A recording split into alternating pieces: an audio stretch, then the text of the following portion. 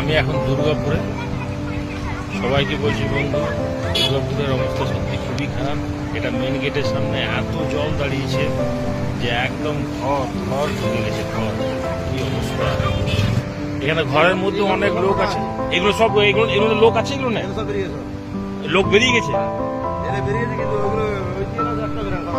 সব আছে।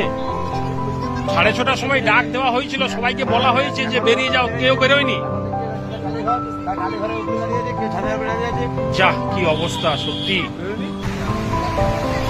খুব অবস্থা খারাপ। ঘরের মধ্যে এরা কেউ বেরোতে পারেনি হয়তো। দুর্গাপুরে মেন গেটের সামনে ব্রিজ, প্রচুর লোক জমায়েত হয়ে আছে। অনেকে হয়তো বাঁচাবার চেষ্টা।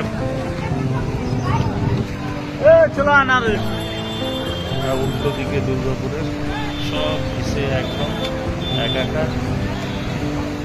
দুর্গাপুরের মেন গেটের একদম